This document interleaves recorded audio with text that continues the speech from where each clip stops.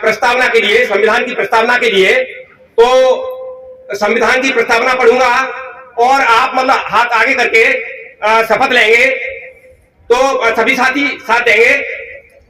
हम भारत के लोग भारत को एक संपूर्ण प्रभुत्व संपन्न समाजवादी धर्मनिरपेक्ष लोकतंत्रात्मक गणराज्य बनाने के लिए तथा उसके समस्त नागरिकों को सामाजिक आर्थिक और राजनीतिक न्याय विचार अभिव्यक्ति विश्वास धर्म और उपासना की स्वतंत्रता प्रतिष्ठा और अवसर की क्षमता प्राप्त कराने के लिए तथा उन सब में व्यक्ति की गरिमा और राष्ट्र की एकता और एकात्मकता सुनिश्चित कराने वाली बंधुत्व बढ़ाने के लिए दृढ़ संकल्प होकर अपनी इस संविधान सभा में आज तारीख 26 नवंबर 1949 ईस्वी को एतद द्वारा इस संविधान को अंगीकृत अधिनियमित और स्व अर्पित करते हैं। भारतीय संविधान जिंदाबाद, भारतीय संविधान जिंदाबाद। सभी को साधुवाद। चीजों को ऐड करना चाहूंगा, किसी के द्वारा भी कोई कमी नहीं छोड़ी गई, परंतु जो मुझे लगता है मैं अपनी तरफ से उसको ऐड कर रहा हूँ। हमारा भारत का संविधान प्रस्तावना से लेकर अंतिम 22 भागों में बटा हुआ है। ये सभी 22 भाग अलग अलग रूप से हमारे भारत देश का प्रशासन किस प्रकार से चलाया जाएगा, इन सभी चीजों को बताते हैं।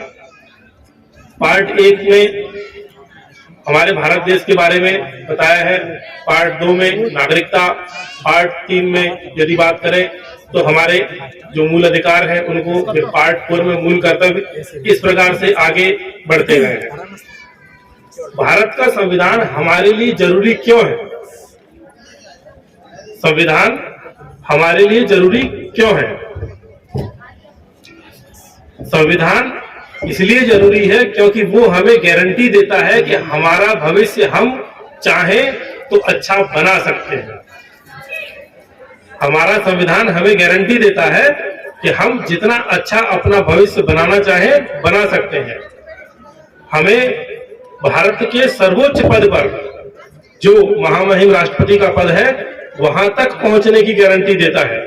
सभी अवसरों में समानता की गारंटी देता है, सभी प्रकार की स्वतंत्रता की गारंटी देता है, बशर्ते वो किसी और को बाधित ना कर रही हो। भारत का संविधान हमारे परम पूज्य बाबा साहेब के द्वारा बनाया गया था। उनके द्वारा किन किन संघर्षों को झेला गया, ये मुझसे पहले के वक्ता आपको बता के गए हैं। और हमारे संविधान के द्वारा हमारे भविष्य को कितना अच्छा बनाया जा सकता है, ये आप लोग बहुत अच्छे से जानते हैं। परंतु इसको बनाने के लिए, जैसे कोई आदमी बीमार होता है तो डॉक्टर के पास जाता है और डॉक्टर उसको गोली देता है, दवाई देता है। अगर गंभीर बीमारी होती है तो वो इलाज लंबा चलता है, छोटी बीमारी होती है तो कुछ समय में इलाज खत्म हो जाता है। हमारे भारतीय समाज में भारतीय स्वतंत्रता के पहले और स्वतंत्रता के बाद में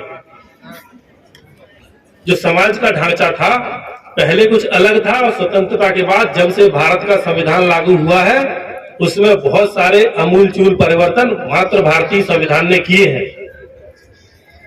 हमें, यदि हम बात करें बहुजन समाज को, पढ़ने लिखने का अधिकार, संपत्ति रखने का अधिकार, अपनी मर्जी से कार्य को चुनने का अधिकार और अनेक अधिकार जो संविधान है उससे हमें मिले हैं। और इन सभी अधिकारों को बरकरार रखने का दायित्व तो हमारा है, किसी और का नहीं है। कोई अन्य आदमी आपको ये सोचे कि थाली में परोस के आपके अधिकार दे देगा, तो ऐसा संभव नहीं है। आपको स्वयं को ये अधिकार अपने पास रखने पड़ेंगे, आपने भी किसी से लिए हैं ये चीज। भारत का संविधान इन अधिकारों की गारंटी देता है, लेकिन बशर्ते आप उस लायक हों। हमारे ही समाज में सभी प्रकार के लोग पढ़ाई लिखाई करते हैं और सभी प्रकार से लायक बनने का प्रयास करते हैं, लेकिन जब कंपटीशन की बात आती है, चाहे वो नौकरियों की बात हो, चाहे वो राजनीतिक स्तर की बात हो, चाहे सामाजिक स्तर की बात हो, तो जो लोग अपने आप को साबित कर पाते हैं, सफल साबित कर पाते हैं, वही चुने जाते हैं, वही सबके आगे आते हैं। हमारे महानुभाव जिनकी आज हम पूजा कर रहे हैं, उनके द्वारा हमें ये जो बीमारियों की दवाइयों के रूप में छोटे छोटे मंत्र दिए गए हैं, जिसमें सबसे बड़ा मंत्र है शिक्षा का। यदि आप शिक्षित होंगे तो आप तार्किक बन पाएंगे। यदि आप तार्किक होंगे तो सामने वाला आदमी आपके बारे में क्या सोचता है, क्या बोलता है, और वो सही है या गलत है, मेरे भविष्य को वो सही करेगा या गर्त में ले जाएगा, ये सब चीज आप स्वयं सोच सकते हैं। लेकिन यदि आप शिक्षित ही नहीं है, शिक्षा को सिरे से नकार देंगे, तो आपका भविष्य निश्चित ही उज्जवल नहीं हो सकता। पिछले 3000-4000 सालों के इतिहास में यदि हम बात करें, समय थोड़ा कम है, ज्यादा समय नहीं लूंगा मैं, यदि हम अपने भारतीय समाज के पिछले 4-5 हजार सालों का इतिहास देखें, तो सबसे उच्च स्तर पर कौन था? ब्राह्मण, क्षत्रिय, वैश्य, शूद्र, ये 4 वर्ण थे। इनमें सबसे ऊपरी स्तर पर कौन था? ब्राह्मण थे। क्यों थे? क्योंकि उनके पास सबसे बड़ा पावर था शिक्षा का। आज हम लोगों के पास भारतीय संविधान ने यह अधिकार दिया है, तो क्या हम इस संविधान के अधिकार का प्रयोग कर रहे हैं? क्या हम लोग खुद पढ़ रहे हैं, अपने बच्चों को पढ़ा रहे हैं, शिक्षित कर रहे हैं? किताबी ज्ञान ले लेना अपने आप में शिक्षा नहीं है, तार्किक बनना अपने आप में शिक्षा है कि क्या ये सही है और क्या ये गलत है। जब आप सही और गलत का अंतर समझ जाएंगे तो ही वो शिक्षित कहलाएंगे, वरना अक्षर ज्ञान तो बहुत सारे लोगों को है। ट्रेनिंग तो हम जानवरों को भी देके उनको सर्कस में खड़ा कर देते हैं और वो रिंग में से घूमने लगते हैं चावो छदर से। परंतु तार्किक बनना ही अपने आप में शिक्षित है। यदि आप तार्किक हैं तो अपना बुरा बुरा सोच सकेंगे और भविष्य में अपना अच्छा कर पाएंगे। भारत का संविधान आज जिसके लिए हम यहाँ पे खड़े हुए हैं, वो एक बहुत बड़ी दवाई है और इस दवाई को हमको थोड़ा थोड़ा करके रोज लेना है। आप ये सोचें कि एक दिन दे करके, मुझसे पहले बहुत सारे ओजस्वी वक्तागण ये चीज कह गए हैं, हम लोग एक दिन में ये सोचें कि इतनी गंभीर बीमारी का इलाज हो जाएगा, तो वो नहीं हो सकता। आरक्षण जो दिया बाबा साहेब ने दिया, उस चीज को, हमारी इस बीमारी को थोड़ा सा कम करने के लिए दिया, लेकिन हम लोग स्वयं ही उसके प्रति जागरूक नहीं होंगे तो ये संभव नहीं है कि भारत का संविधान भी हमें ऊपर उठा। तो डॉक्टर हमें कोई दवाई देता है तो खानी तो हमको खुद ही पड़ती है, वो डॉक्टर आके खुद तो नहीं खिलाता। बाबा साहेब ने हमारे लिए सभी व्यवस्था की है। संविधान हमें सभी प्रकार के अधिकार देता है, सभी प्रकार की व्यवस्थाएं करके देता है, परंतु शिक्षा ग्रहण करना, तार्किक बनना और अपने लिए बुरे और भले का ज्ञान करना, ये स्वयं हमारी जिम्मेदारी है। कोई और आकर के ये हमारे लिए करेगा तो उसका कोई अर्थ नहीं रह जाएगा। मैं कहना तो बहुत कुछ चाहता था, परंतु जो कुछ जुनूनी लोग हैं वो ही बस यहाँ पे हैं और साधारण वक्ता, साधारण श्रोता जा चुके हैं। तो मैं आप सभी लोगों को बहुत बहुत धन्यवाद देता हूं जो आप मेरे को सुनने के लिए यहाँ तक रुके। जय भीम, जय भारत।